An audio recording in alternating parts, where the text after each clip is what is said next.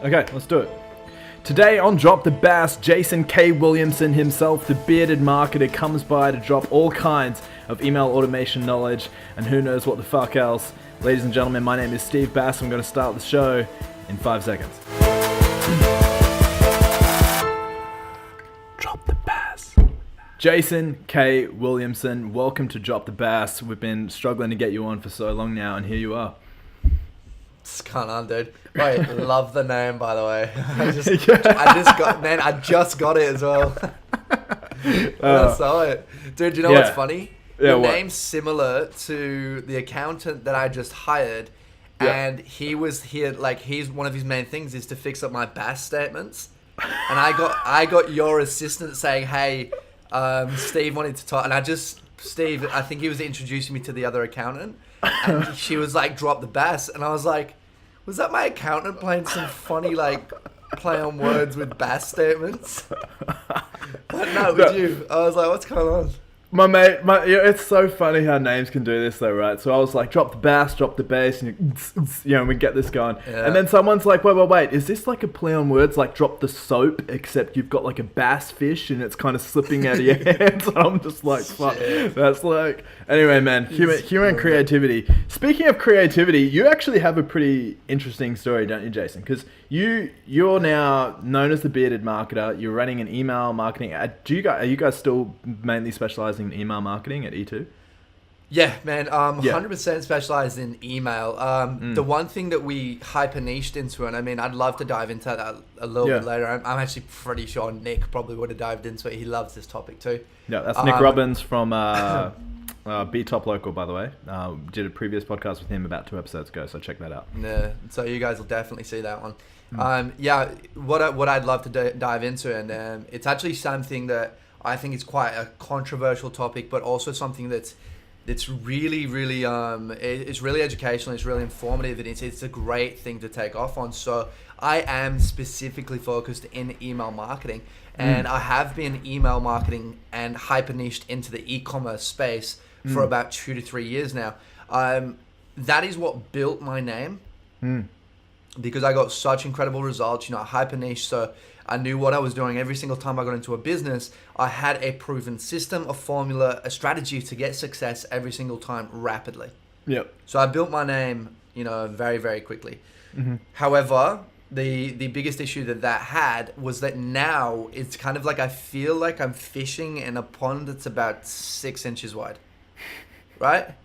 So now I'm starting to look at, I guess, branching out. And again, that stems on from a couple more things I'd love to share with everyone in regards to what I've been talking to with my business coach, with some of my mentors and stuff like that on my next direction, because I feel like to the audience, to whoever's listening, there might be one person that hits that goes, shit, that's me.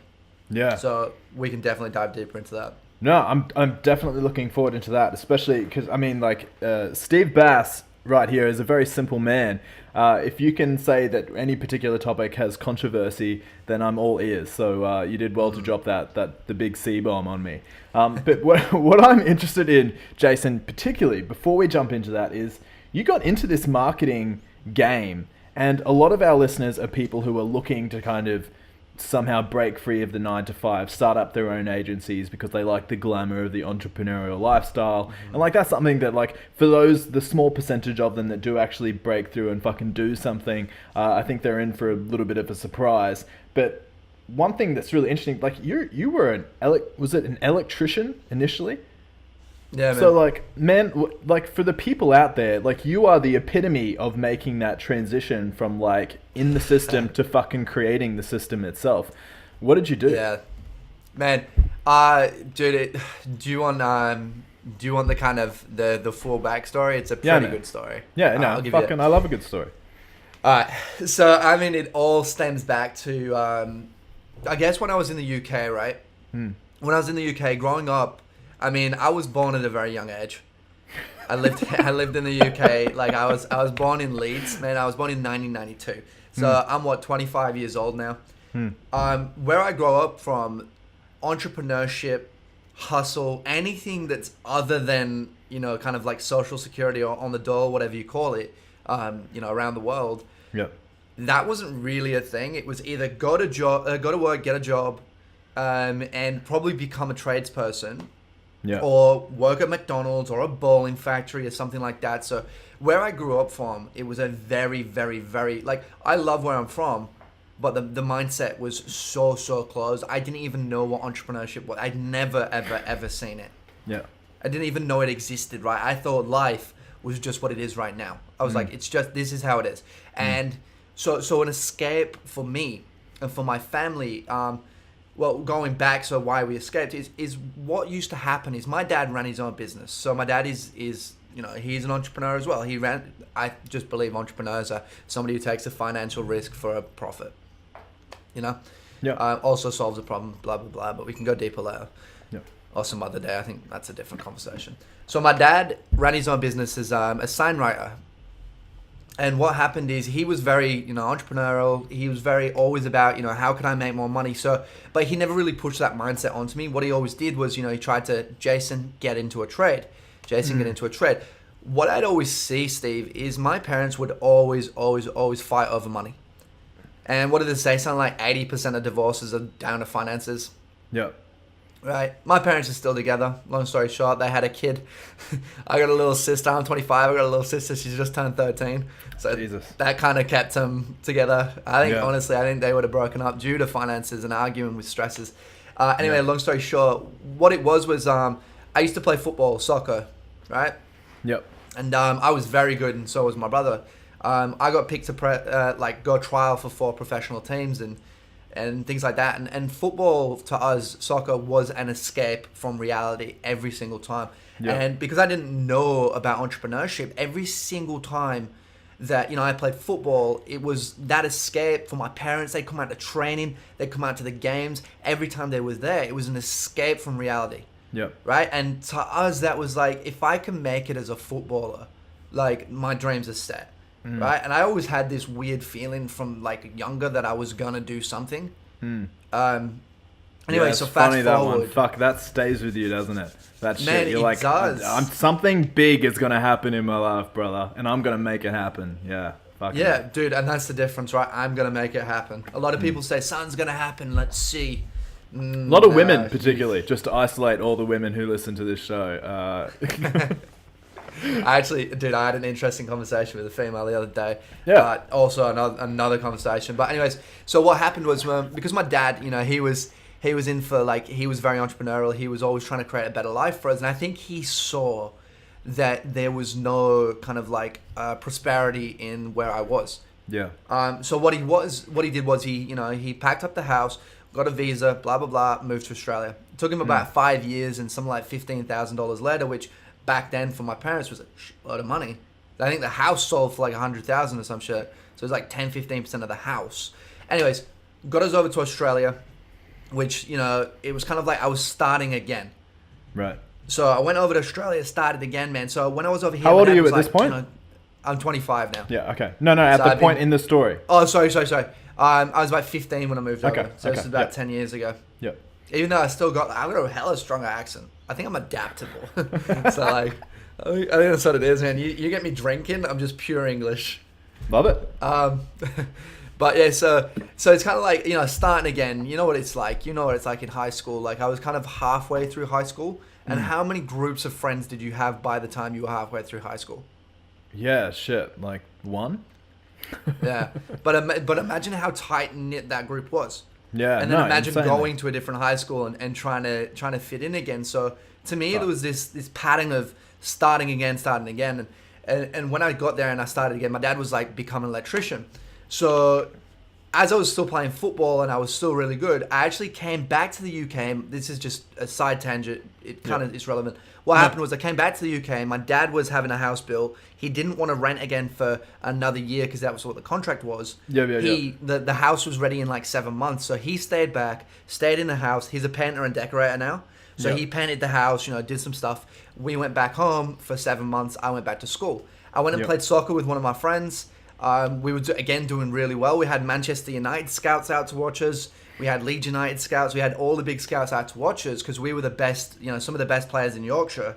And he slide tackled me, and my ankle literally went on its like completely on its side, snapped all of my ankle, like destroyed all my ligaments. And dude, I've never played football like I've never played the way I used to play ever again. So that was kind of like that escape, that dream that we always had, just went. So I was like, I was lost. I didn't know what to do. And my dad kept saying, get a job as an electrician. So when I got back to high school, I started, okay, I'm going to look.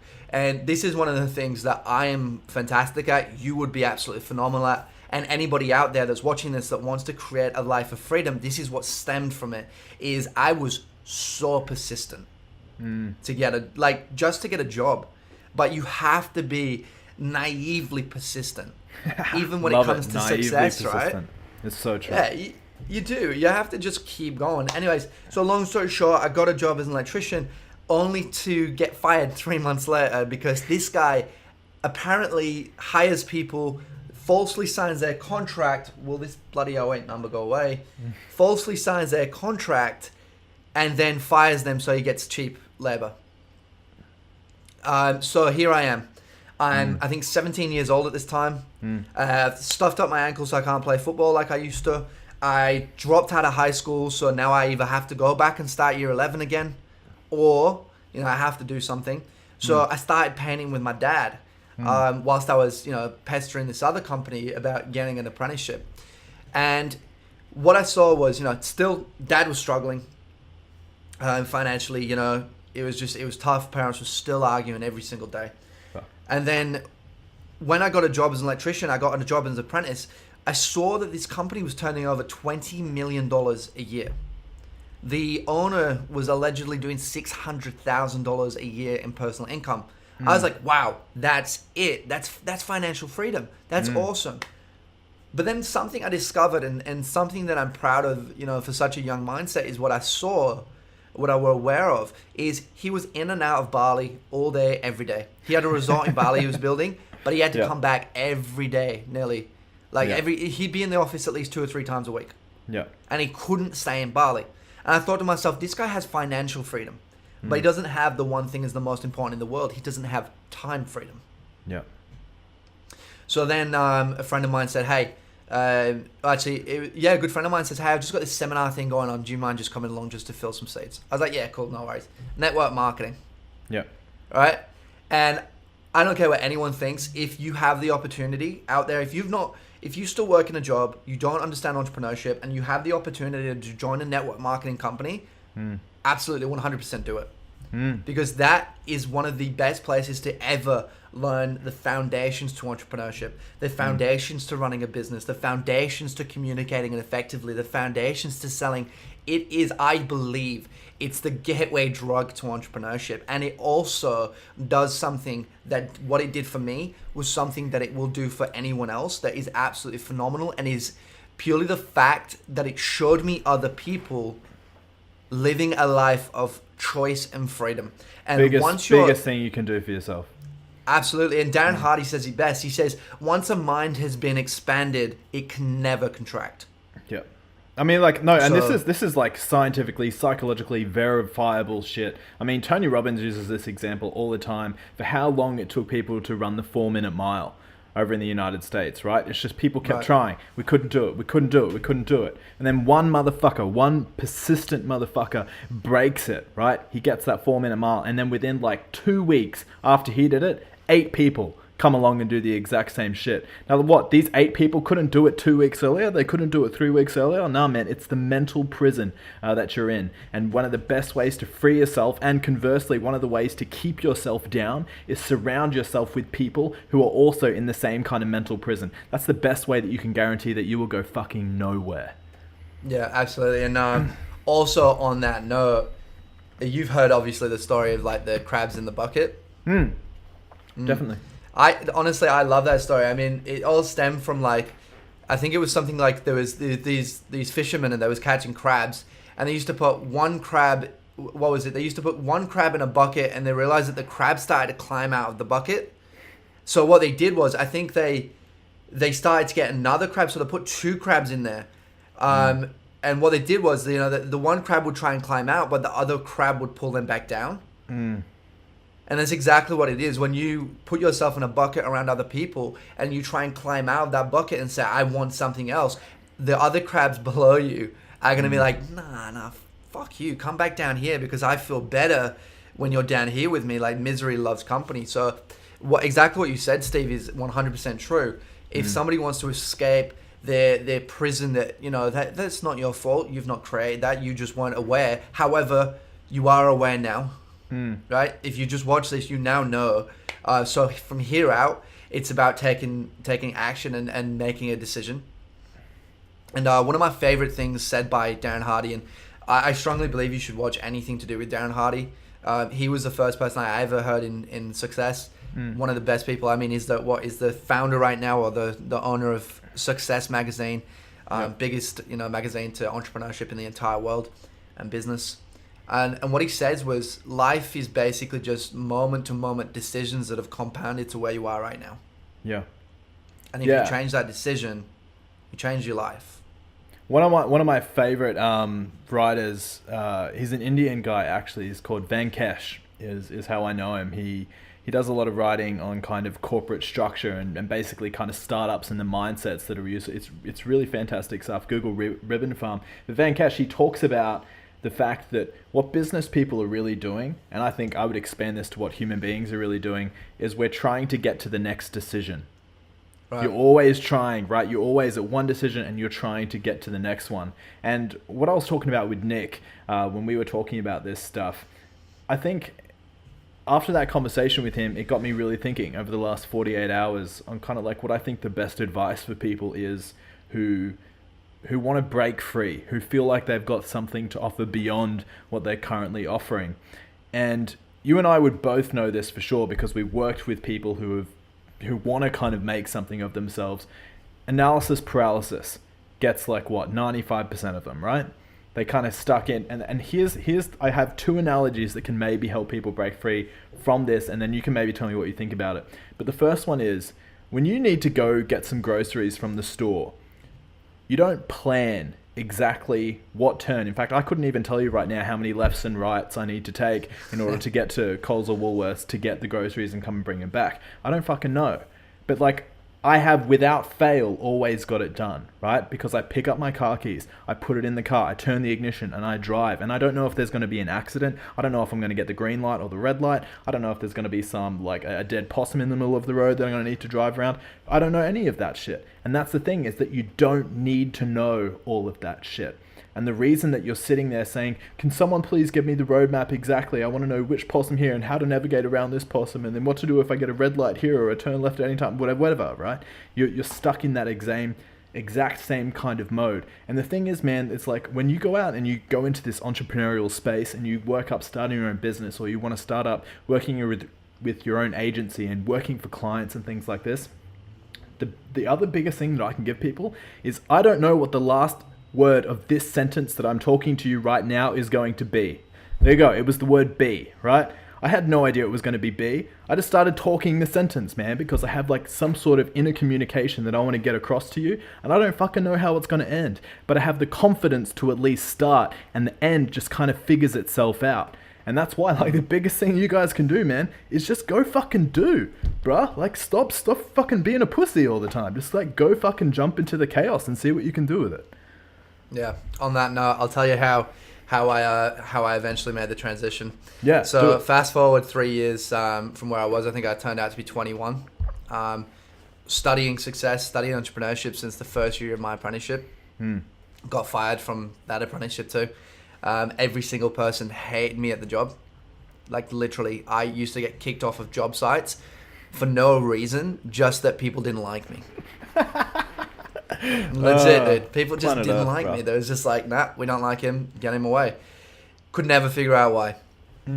Long story short, I ended up with a new boss. He was called Don. Probably one of the best bosses I've ever had in my entire life.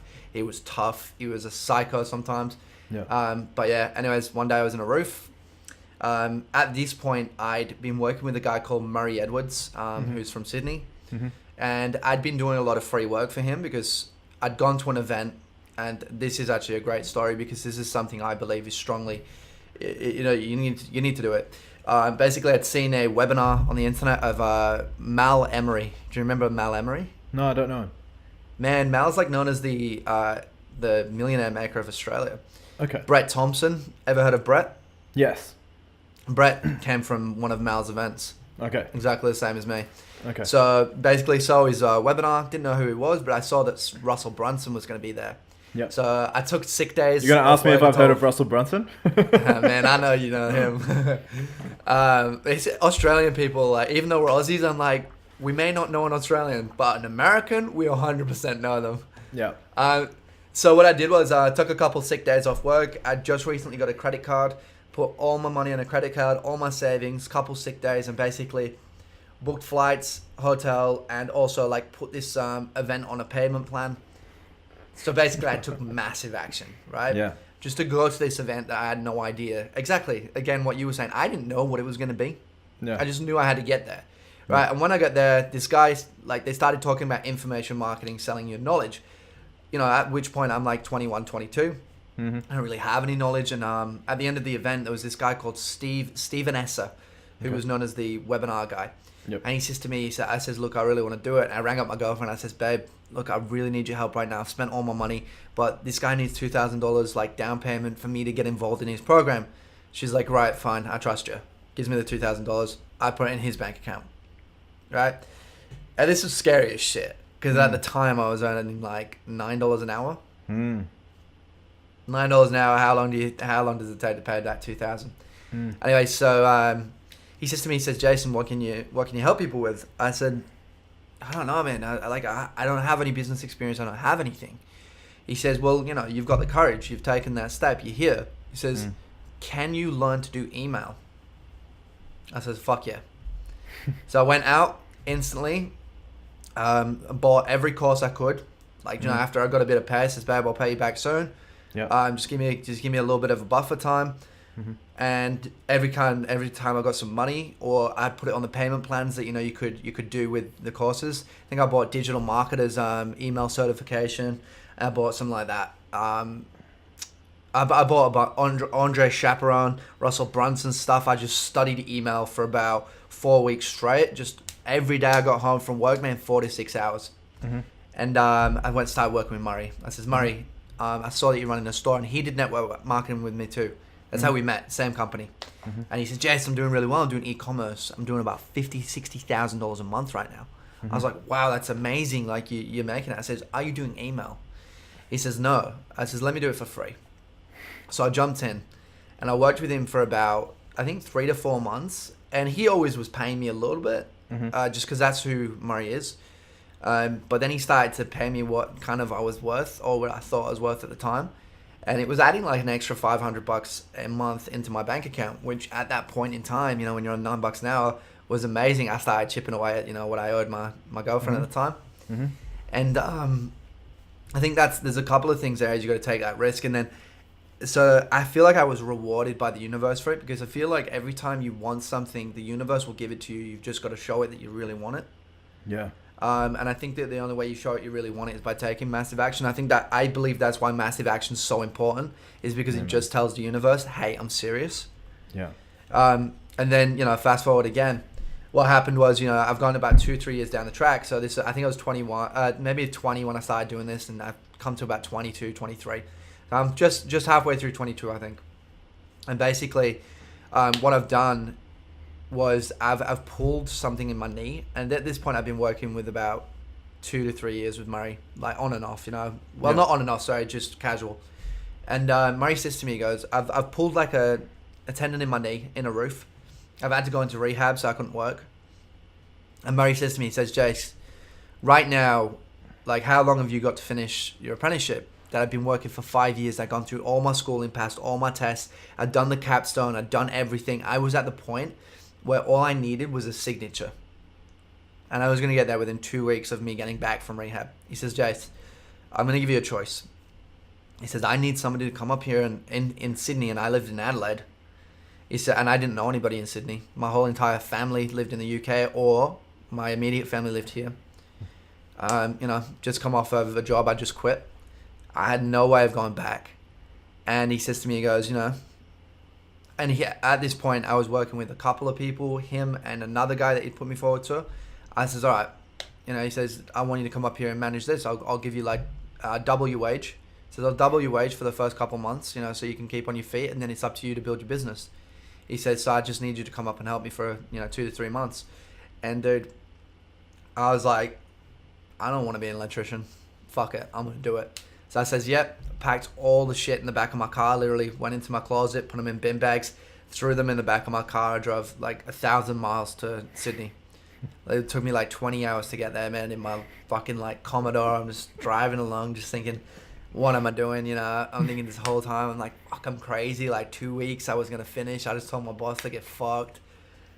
It was crazy, but dude, halfway up there, I got 3 new clients. Like, wait, halfway on your trip? Yeah, man. On the 20-hour trip, you somehow landed 3 clients. What had happened is whilst... Dude, what had happened is some of the clients that I've been working with, so Murray and Murray... Dude, man, you need to put a webinar together, like land clients while you drive or some shit. That would kill it, wouldn't it? And like the long story short, to land clients while you drive is perform just build incredible relationships, and just perform very, very well. What happened was I was using this guy Josh was using me. So Joshua Tatum, he actually runs a really, really, really cool brand called Canvas Cultures. Yeah. Josh says he went to this event called Pixel Mastery. Whilst I was driving up there, he was at this event, and they were all talking about email marketing. Like, I need email, but I don't know who. Josh was like, "Yo, I got a guy," and that same day, these people called me up. "Yo, Josh has talked to me. Blah blah blah." And bang, there's probably about 6 of them, and I closed fucking 3 of them on the way up there, man. So when I got there, immediately I had 3 brand new clients. About a month later, Murray's like, "Yo, you don't need me anymore. Go forth, like, do your thing." And I think there's so many lessons to learn from that. Is just that, take massive action, and then what is it Tony Robbins says? If you want to take the island, burn your fucking boats. Yeah. Right. And there's so many. Success leaves clues, right?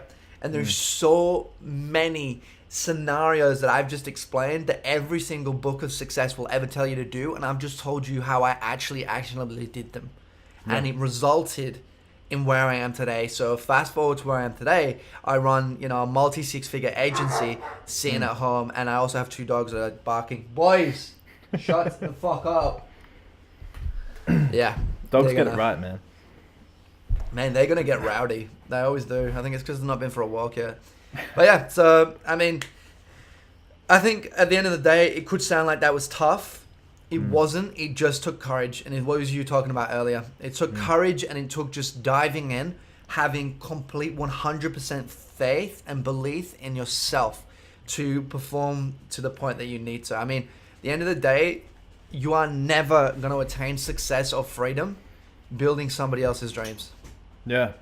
Man, like, I hate to like blow smoke up my own ass here, but I think like the idea of talking really does like hold like so much of what people are fucking looking for all the time. Because like literally think like you can actually observe it. When you talk to someone, you don't know how the sentence is going to end. You look like do it, man. Do it when you're saying a sentence and just be like, what's the last sentence of this sentence going to, like, what's the last word of this sentence going to be? You don't know, man. But like you always get there. You always every single time get there. The only way that you don't get to the last word of the sentence is if you don't start talking to begin with. Like that's the only way that you never find out what the last word's going to be. And I just mean like that's so inspirational, man. Like the fact that like, and kudos to your girlfriend for look, actually, I want to touch on this as well, man. What's that? She's an ex now. Oh, but here's the thing though, right? Is that like when you start playing in this kind of like world, because I really like the perspective that the world is made out of potential. It's like one of the coolest things I ever did for like my self-development was just talk to people on the street. Like literally, I was just on the phone to someone and I'm like, okay, I got a stranger coming up in 30 meters. What question do you want me to ask them? And they were like, oh, ask them what their favorite mythological story is. I'm like, fuck, okay. And I went up and asked, and I was like, sorry, mate, weird question. What's your favorite mythological story? And he's like, and just like, people will blow you away with like how much they appreciate that shit, man. It's like, fuck, no one talks to anyone in the street. And he's like, oh, I was just actually having a look at it down there, and he pointed down to the lake. There were 4 ducks and 1 brown one, you know, the ugly duckling. And it was just this cool little thing. And I was like, and what, did any money come out of that? Did I sign a new client for Steve Bass Agency? No, I didn't. But I learned the fundamental thing, right? Which is just like, you can make shit happen. Like, in this world, man. Like, you can actually just make shit happen to the point where if you just, like, focus on making shit happen, then, like, all of a sudden something in your life will happen where you're going to have to drive 20 hours to get to Sydney, and you're going to sign 3 clients as you drive. Seriously, you got to put that webinar together, right? How to sign clients when you drive. Because that's the idea, right? You just put out value, you make relationships, and then they just, like, come back to you, man. It's insane. Yep. It is, man, and I mean, it all stems from just taking that, like you say, just taking that action, just doing those things, and just, I think the world is incredible. It is full of massive, massive potential. I think the world is absolutely anything you want it to be. I actually had a little conversation with a girl that I've been talking to recently, and she's kind of like stuck in this relationship, and she says the reason that, and this is interesting, I think. Like, you and Nick probably went real deep, but I'm going to touch surface, which is, you know, I'm probably going to talk more in layman's terms what people would understand. Because if you're not into that stuff, it can be quite complex. Sure. Even I'd probably watch that and be like, ooh. Like, I've been studying success for like 5 years, and I'd still be like, ooh.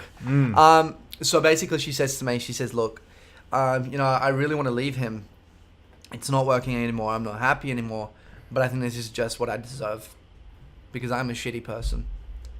And I was like, wow, listen to the words that you're saying.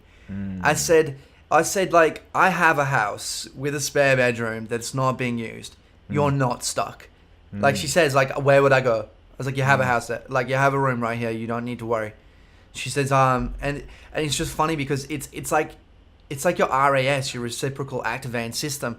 It's what you believe you achieve, literally to that point. And I know that this sounds silly when people hear it that aren't into success, but it literally is that simple, what you believe you achieve. And what was happening here is she believed she was a shitty person, and she believed that she deserved a shit life. So when she had the opportunity to escape, her brain didn't see it.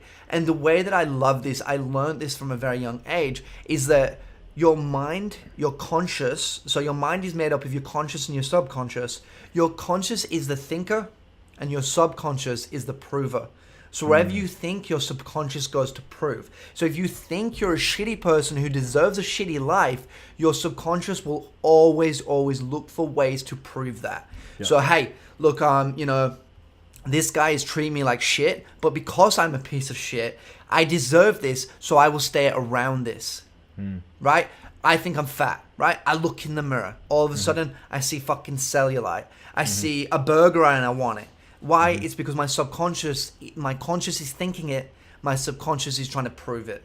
And I think, honestly, when you come down to like success and things like that, in layman's terms, I think for anybody to understand, that is probably the best way to think it. Your conscious is the thinker, and your subconscious is the prover. Yeah, man. The thing about like the subconscious is like the coolest. This is Maxwell Maltz in that book Psycho-Cybernetics. He touches on this fact, and it like completely changed my life. He's like, your subconscious is the most powerful part of your brain. Undoubtedly, it's the most powerful like part of your brain. Why do you think you can go to sleep and you can dream in like fucking 1440p high definition like shit with like, you know, all these details? Like, that's the power of your subconscious. But here's the real big vulnerability of your subconscious, is that it can't tell the difference between reality and shit that you're just spouting at it. It literally can't tell the difference. How many times do you have a dream that you wake up and... I once had a girlfriend who dreamt that I'd cheated on her, and she woke up angry at me. Yeah, man. It's because her subconscious didn't know the difference. It's so powerful. And so when you start saying to yourself, oh man, start a business and like get to multi 6 figures a year, start a business, get to 7 figures, start a business, get 80, that's not me, right? Like, I can't, like, come on. Let's go back into reality, Steve, right? Come on, let's think about this a little bit more seriously, all right? Let's be a realist here. Like, the thing that people don't understand about reality, man, is it's not separate from your fucking head. It's literally not separate from your head, man. Those two things are like connected right now. Do you guys know why me and Jason are talking? Because I sent him some bullshit photo over Facebook that I sent to a few of my mates. And he's just like, I think it was, I was trying to connect to my internet and said there is no internet connection. I had a spoon on my desk and I was like, oh, there is no spoon, like from the Matrix, you know? Like, and so I was like, that's hilarious, Steve, to me. So I sent it to like a few friends who were active at the time. And then Jason, he reads it and he's like, what the fuck is this? And I'm like, there is no spoon. And I was like, Jason, you fucking genius. And he's just like, whatever drugs you're on, man, I want them. I want to get on them too. And I'm like, Jason, you should totally come on the podcast. And he's like, yeah, man, let's do it. Like that is the definition to me of the entrepreneur. Not someone who just puts money, like for the risk, for the potential reward, but for someone who is just consistently jumping into the chaos and says, yeah, what's next, man? Yeah, let's do it. Like, don't even think about it. Just like, yeah, what's next? Yeah, I do find that it's a common trait. I mean, that's why I'm trying to move away from, well, not trying, I hate that fucking word. Yeah. I'm removing that word from it. Please, anybody watching this, grab a dictionary, find the word trying and fucking scrub that out. Yeah. Worst word. Actually, do a quick thingy with me right now. Anybody here, right? I want you to put your hand on the desk and I want you to try and lift your hand. Right? People will be like, done. You're like, no. I said, try and lift your hand. They're like, I'm trying to lift my hand. No. You're not lifting your hand. Try and lift your hand. They're like, You're like, no. You're not trying to lift your hand. You're lifting your hand right now. Look, no, there's no such thing as trying. Yeah. You either do or you don't. And I fucking hate the word. I can't believe I used it. However, So what are you doing? I want to move to a different country. Because here I feel trapped. I'm not surrounded by those people we were talking about. Whenever I go to America and I hang around with some of my entrepreneurial friends, do you know the amount of shit that we get into? Because they're the same as us, right? Every opportunity that they get to do anything, dive headfirst. We're always, I mean, one of my friends here in Adelaide, within 2 days, we went, fuck it, let's go to Los Angeles. Let's just go to LA for 3 weeks. We're gonna go to Vegas. We're gonna go to fucking San Diego. And we're gonna rent a car. We spent $8,000 on a rental like house that we split between us, and we said we're gonna ball out and live in freaking Hollywood. And we did that within like 1 to 2 days. We're like, let's just go do that, and it was for my 25th birthday. And even in that aspect, like not just in a business aspect, saying yes to life is quite an entrepreneurial kind of like thing, because if we didn't want to say yes to life, then we won't be where we are today, because you've got to have that, I'd say, that insatiable kind of thirst for more. Everything that you enjoy today, everything that gives you your comforts, even when you want to like fuck off the day and just like sit in bed and watch Netflix all day, the reason you're able to do that is because there's some insatiable motherfucker out there who consistently says yes to when other people say no. Every single time. Yeah. And even with this podcast, man, like, to be honest, I barely even know who you were. You know what I mean? Like, I think how many times, that's the first time we've ever chatted. Yeah. That message was like the first, I was like, who? We've kind of been sort of in the same sort of friendship circles, but this is the first time Jason and I, and we're both in Australia as well, although Brisbane, Adelaide. But it's insane, I heard man. Brisbane's nice, so I gotta get up there. But yeah, I mean, to this, I was just like, fuck yeah, I'm down. Like, and that is it, and you hit the nail on the head. As an entrepreneur, I think just saying yes and taking action and doing these things and jumping into the chaos, like you said, is so important. If you can't, and it's part of your comfort zone, right? A lot of people will be like, oh, but Steve, I'm uncomfortable jumping on a podcast. Do we have to get into the whole that's outside the comfort zone? No, but the thing is, man, it's like people can say, yeah, man, look, I'm trapped in my comfort zone or thing and everything like that. But like, the thing, man, it's like you admire people who are constantly jumping into that chaos every single time. Like you do. And like, if you want to get good at sales, man, if you want to like learn how to like get someone to pay you $3,000 a month to do their email marketing or to do their Facebook advertising or whatever it is that you want to do, if you guys looking at starting up a social media marketing agency, like you need to have a confidence in yourself to be able to do that shit. And you know how you get confidence? By realizing what reality is actually made out of. And what's reality made out of? It's made out of potential. And how do you fuck around with potential? You say yes to shit, man. You just say yes to shit. You don't back around with it. And once you start doing that, your brain, your subconscious that we were just talking about, is going to be like, fuck, Like, I You can also do start shit, to man. jump into things so much more often. You'll Yeah, find dude. yourself jumping into things without being asked.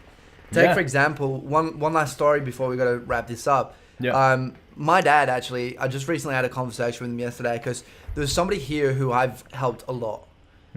He was a good friend of mine, and he did one thing the other day that it hurt because I've done so much for him. Yeah. He moved around the corner from me, 1 minute away. He had a barbecue, invited a bunch of friends, didn't invite me. Although, every time he needed me, I was there. Coffees, he stayed at my house, slept at my house, like when he broke up with his missus and shit, like a couple months ago. And dude, I was there for him. And one of the things that I did was, I ran his marketing for a little bit of a time for completely free. Yeah. Right. And this is a really cool strategy that I love. So this is one of the things that you talk about. I dived into that. Uncomfortable or not, this was paid marketing. This was Facebook. I don't do Facebook, right? However, I'd learned a lot of things along the journey. Video marketing, I'd watch my videographer and I said, I can do that too. And I've gone and made this video for him and promoted it on Facebook, use messenger marketing and all these types of things that I know how to do. I've compiled all my skills and put it into one. Long story short, $500 ad spend turned into almost $20,000 worth of sales for him. Yeah. Right? He was rapidly growing as the quickest Muay Thai company in the world. Company in South Australia. He's now known as the number one. I strongly believe I helped. His video has been seen like over 150,000 times. Right? And that's pretty much the entire Muay Thai audience. Everybody knows him from that video. Everybody knows that video, blah, blah, blah. Long story short, I told my dad, I said, he had a barbecue the other day. I didn't even say shit. And I'm a very, very, like, my influence kind of thing is massive. I need people, like, around me. And to me, that was a massive fuck you. He's like, oh, dude, come over. I completely forgot. I was like, go fuck yourself. Anyways, I told my dad. He says, oh, I told you he was using you. You shouldn't have done his marketing. I says, Dad, that wasn't for him. That was for me. I says, because now I have a case study. I have results. And going back to what you said, if you want to charge $3,000 and get that confidence, what I started to do, and I did it very early on, you saw it with Murray, I jumped in and I did it for free. Now, everybody out there is going to go, I don't want to work for free. You are not worth $25, $50. You're not worth $2 an hour until you prove it. Yeah. And that's where working for free comes in. You can develop incredible testimonials. You can create great results. You can gain confidence in yourself and your skills and your abilities. And I strongly believe as an agency owner, as a consultant, or as anything, you should work for free for 1 to 2 clients to get that first bit of experience, to get those testimonials. And understand this, every good client is good for 30 referrals over their lifetime. And that's coming from Brian Tracy. And a referral is 10 times easier and 10 times faster to close. Yep. Right? So if you get phenomenal results for free and you say, hey, look, I know that you've enjoyed this service. I'm really happy that we're working together. I would like to now step it up. We're going to go into a paid plan. But first, I want to ask you a question. How have I done so far on a scale of 1 to 10? They're going to go 10 out of 10. You're amazing. You go, awesome. Hey, look, who else do you know that could do with this service? Boom. Bam. You have now just started building your agency. Exactly. Cost you fucking nothing. Yeah. You've just sat there and just spent a bit of time. See, people know that. And if people don't know that, they can feel the truth that you're talking about in your voice because of how convicted you are when you talk about that. But what people need to do, man, is they need to separate themselves from their own ego and to stop thinking that working for someone for free is beneath them. Because it's not beneath you, motherfucker. It's so, so, so far above you. And you're here like this little fucking crab caught in its bucket trying to claw yourself out. And like, that's the ladder, man. That's the ladder. Like, work for someone for free. Steve, imagine if somebody came into our business right now.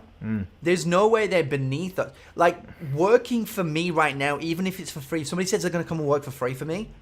It's not, they're not even at, that's a scary thing as a business owner to let somebody do. So if I let somebody do that, that's an immense amount of trust. That's an immense amount of like potential I've seen in this person to perform. So if you even get into that position to have the ability to work in somebody's business for free, that means that they've seen something in you that they do not see in anyone else. Because I guarantee that every single person that you ask to work for free, 99 other people have done the same fucking thing. Absolutely. And the difference is that they've found something in you that they believe will add value to their business. People need to pull their heads out of their asses and start saying yes a whole lot more and start saying no a whole lot less. Jason K. Williamson, the bearded marketer. This has been a pretty fucking sick conversation. I'm glad that we were able to do this at such late notice. As we were talking about, guys, before we hit record, we had no idea what we were going to talk about today. We're just two guys who know how to embrace the chaos, and we sat down, and I think there's over $100,000 worth of advice just in this conversation alone, in the stories that we've told. If you guys can extrapolate the essence of that and apply it in your own life, you will look at where you are in 3 years' time, and it will fucking blow you the shit away, without a doubt. You just gotta take that action, man, right now. I don't take the action. Like, don't wait until tomorrow. Like, do it right now. I mean, I've got this on my arm. You can't see it, but that says "Live for today, as tomorrow may never come." I got hit by a car 6 years ago. That day, like, I was told by the paramedics I should have been killed. They was like, "You should be dead. We have no idea you're alive." That day, I said to myself, "I'm gonna live for today." People said to me, "Hey, let's go to the movies tomorrow." I said, "No, fuck it, let's go tonight." Yeah. Why? I don't know what tomorrow's going to bring. Same shit for you. You do not know what's going to happen tomorrow. There is no such thing as a perfect time. I love it when people go, "Oh, no, it's not the right time." The right time is now. You got to make that right time, right? There's no such thing as a right time for relationships, for fucking business, for working out, for eating right. There is no perfect time. The perfect time is the time that you make. So if you want to go forward and you want to make something, don't fucking wait till tomorrow or next week to make a difference. Start right now. I tell you, if you say "I'll do it tomorrow," you've already lost. Yeah. If you say "I'll do it right now," you're a fucking winner. And I think this is word from Jason himself. Stop trying, boys. Stop trying and just do it. Stop trying. Get rid of it. Find your dictionary. Write, scribble out, because there is no such thing as trying. It's just called going nowhere. Jason, this has been one of my favorite talks ever, man. We didn't get into some of the more exciting things that you're going to do with E2 Agency, so we'll have to get you back on and talk about that. But like, that's the thing, guys. Like, when you dive into this world, man, it's just so bottomlessly deep in like how true it is, man. Like, because that's honestly, man, we could have gone for like 8-9 hours. Easy. Like, Jason, what have we been talking about today? We've been talking about truth. Like, that's what we've been doing, man. We've just been talking about truth. Like, this is how the world works, boys and girls. This is how it is. All right, Jason. Steve, real quick, real tangent. For anybody who watches this, the only reason that I went deep into like how I got started is because, Steve, you did say that a lot of these people watching this are wanting to start their own agency, and I thought that, you know, because of where I've come from, and probably yourself as well, you would have come from somewhere, you know, that wasn't like you didn't come from. Your dad wasn't a friggin' big. Your dad wasn't Ryan Dice. Nah. Right. The reason why I broke all this down, guys, and the reason that I kind of like, you know, just went deep into my whole story and told you every way that I started business is because I feel like if you learn, and I believe success leaves clues, if you kind of like listen to me and see how I did it, I hope that at the same, you can take some of the lessons, exactly what Steve said, take some of those lessons and implement them. So yeah, I mean, thank you so much, Steve, for having me on this, man. I always enjoy jumping on and adding value to whoever it is. I mean, I don't care if, you know, I speak to 100 people, as long as I connect to just one person. And if that is you right now and you're sat there, you're watching this and you go, "Fuck, that changed my life," please add me on Facebook. It's just Jason K. Williamson. I'm the guy holding a phone with the beard. If it changes, well, you know me by the beard, right? True. But yeah, please just drop a link and just say what's up and just, you know, just tell me how you're going. And if there's ever a way that I can help, I'm always down. Ladies and gentlemen, you've been listening to Drop the Bass. My name is Steve Baskin. This guy's Jason K. Williamson. Go check him out on Facebook. Check out E2 Agency as well. Stop saying no. Start saying yes. Jason, I'll talk to you later.